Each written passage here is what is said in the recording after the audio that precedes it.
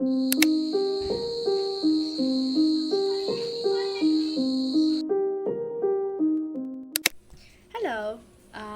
I hope all of you are doing great. I'm doing well, okay. And today again we are gathered over here to do a book recommendation video. And today I'm going to recommend you books that kept me awake at night, but not when I was reading them, but when I was done reading them, which means I was completely obsessed with those books. I kept thinking about them. I could not touch any other book after reading them. The book lingered. Lingered would be an understatement if I talk about these pile of books that I'm going to talk about today. And the bonus point is that these books can also be your fall books. I mean, all of them are hashtag fall coded. You can definitely read them in your fall piles of books. So yeah, let's not waste time. Let's get started with the recommendation video. But first, hydration. Yeah, so let's begin, I guess. So the very first book that I would recommend is, ta-da!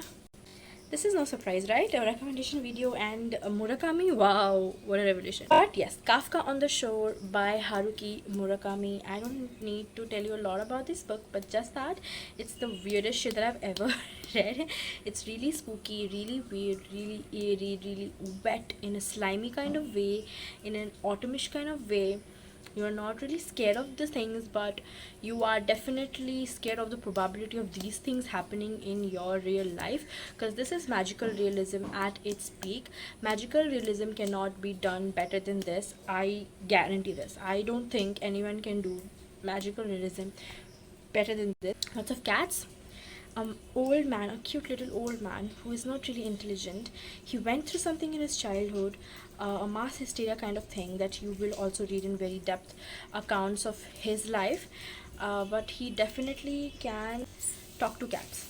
That's the thing, and he is really integral part of this story.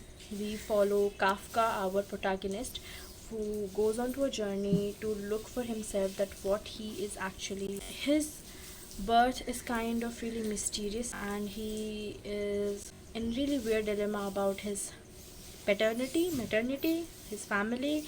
There's a mad scientist who kills cats. There are weird happenings, fishes falling from the sky, and a lot of things happening. You will enjoy this. Also talks about some student protests that were happening in Japan during those times. After reading this, I was in a trance. I could not pick up any other book because I could not stop thinking about this book. I was in a fever dream.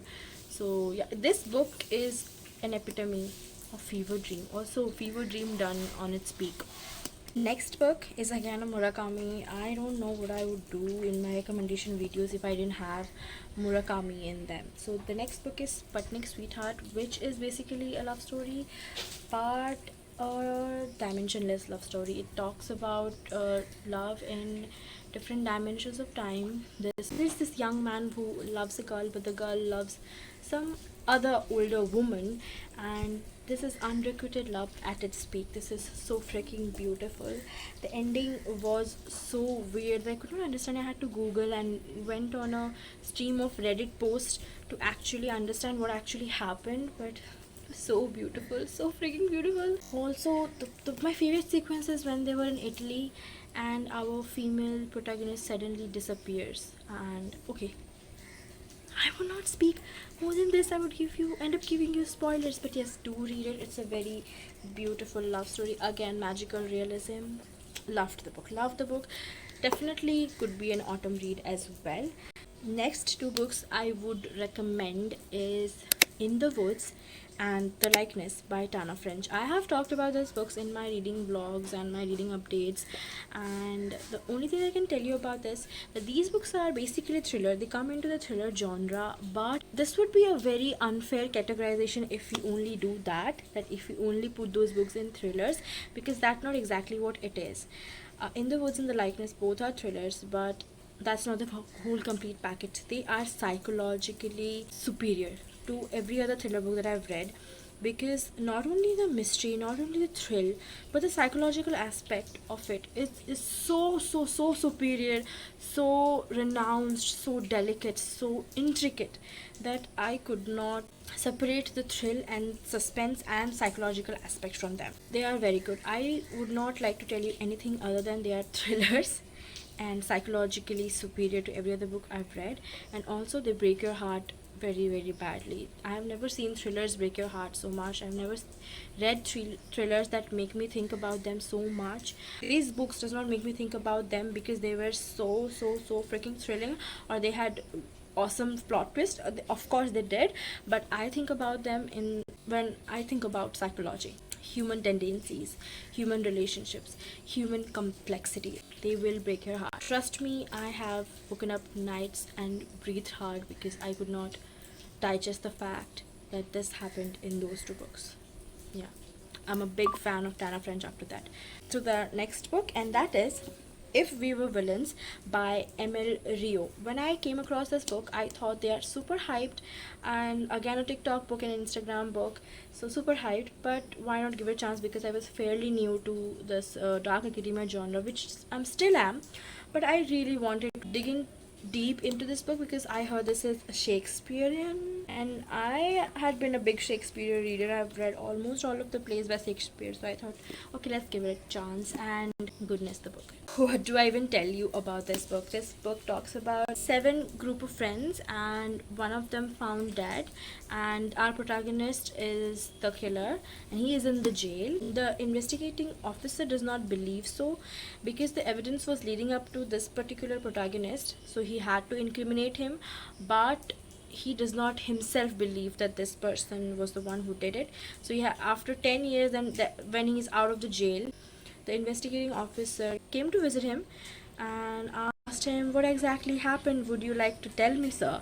So then this whole book is the narration. They are drama students, if I did not make it clear. They are doing Shakespearean plays for their projects and for their act. So this year it's the year of tragedy, so matching with their fate. Jealousy, lust, love, romance, envy, and competition, superior inferior complex, whatnot. Again, very good study on psychology. Loved the book, and the ending, and the freaking ending kept me awake at night. Also kept my friend awake at night, because I ended up telling her about this book, because I could not keep it to myself, because I needed to spill it out to someone, puke it out to someone, because I was dying inside. The ending, god, the ending. And also autumn book, so definitely would recommend. Next book that we are talking about is The Book Thief. Talks a lot about love for book. Is set in Nazi Germany, and talks about this girl who has this immense love for books, but is prohibited by Nazi Germany for reading and all, because they're burning books. They don't want for Jew people to study or read. This girl is an orphan, and she is living with a couple who give shelter to Jew people who are being eradicated from the Nazi Germany. And then she grows this familial bond with this couple, and also with their neighbors, and she goes on to love reading. Broke my heart. I have cried on the pages of this book. I could not keep this book down because I was crying and breathing so hard. I could not sleep all night because I felt so bad for Lizelle. The very beautiful part of this book is that this book is written by the death itself. The death knows what happened. He came for every one of them to take them away. He took away the family members of Lizelle in front of her. So he knows what exactly happened with Lizelle. He closely followed Lizelle, touched her many times but could not take her away. So he is describing her story. Very heartfelt, very touching, heartbreaking, soul haunting. The next book would be Where the Crawdads Sing by Delia Owens. What a book. Again, the ending. I was dead after the ending. I remember reading it when I was in my dorm room. I was taking coaching for medical preparation. I was reading then. I read it night, and I just had last 50 pages, and I thought, okay, let's read and sleep. So I read it, and I could not sleep the full night because I was thinking about the ending of the book. So the book has been written in 2 timelines. One is now, when the investigation for a murder is taking place, and another is past, when This little girl, Kia is her name, I think, who lives in the swamps, has a dysfunctional family with an abusive father and a mother who's trying hard to get on with him, and other siblings. All of them leave one by one. There is entry of two guys in her life. She likes both of them. Something happens. This is all happening in past. So the whole book is trying you to get to a point where the past and the present collide with each other, and you get to know who actually killed that person. And also, Kia is being incriminated for this murder. This is a love story, an ode to nature, because a lot of nature descriptions, a lot of coastal descriptions of shells, fishes, animals, algae, sea plants, and the swamp trees and everything, and a love story, as I said, an ode to science and nature, and also a mystery, a murder mystery. Definitely a book worth enjoying. Will also suit this rainy, cozy weather of autumn. You can definitely enjoy it, and also the ending will keep you awake at night, will haunt your soul and break your heart. So now we have reached the very last book of this video, and this is one of my favorite classics, well, one of my favorite books of all time, and that is to be Wuthering Heights by Emily Bronte. I'm not really sure how do I describe this book to you and its synopsis, because it's really complex. This is basically this person who is the new tenant of this big mansion that is present on the moors, that is like a gothic castle kind of vibe. This whole book is a gothic book. He comes there, and at night he experiences a supernatural happening in his room. He goes on to ask the maid what exactly happened over here, why did I felt a ghost right here, and she goes on to tell him what exactly happened.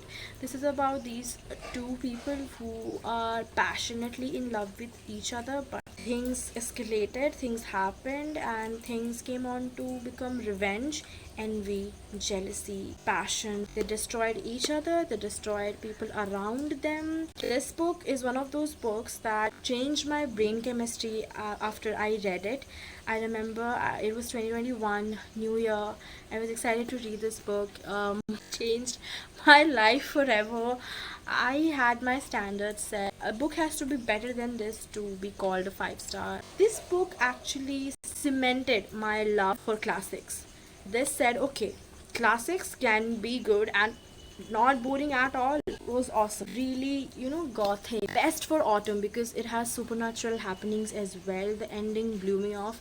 I mean, all of these books are the kind of books that blew me off after I read their endings. Coincidentally, my theme was to like break your heart and haunt your soul, but coincidentally, all of their ending will make you think. So this is a very beautiful classic. This is the vibe, always raining on the moors, very grimy, very gloomy, ghost. So yeah, I am done with my book recommending. I'm really proud of myself this time, because I'm always not very proud of myself when I recommend books, because I think that I was not elegant enough, I was not good enough in explaining the synopsis of the book. I did not relay that why you should read books, but today I feel I did what is needed to be done. Like, synopsis is something people can get from internet. If you, it's away, just one search away, you search it and you get the synopsis.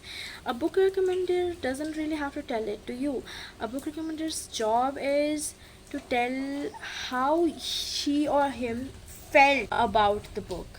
That's what I always do. I fall short of words to describe a book because I never have enough. That's what the book did to me. I never have enough. I am not eloquent enough to get that book to you, but eloquent enough to tell you how I felt about the book. So you can get the synopsis from the internet, but you cannot get my personal feelings from the internet. Of course, if you watch me on the internet, you can, but that's something that I and only I can give it to you. That personal feeling, that how I felt about the book, that is exactly the review. Go off on the basis of that. If you believe me as a recommender, have a great time reading all of them. These are also fall coded books, so you will have no worries, even if you don't want to, like, you don't want to read a book that is out of season for now. So you can also break your heart, haunt your own soul, and also enjoy autumn, because all of these books are autumn coded. Bye bye guys, see you in my next video.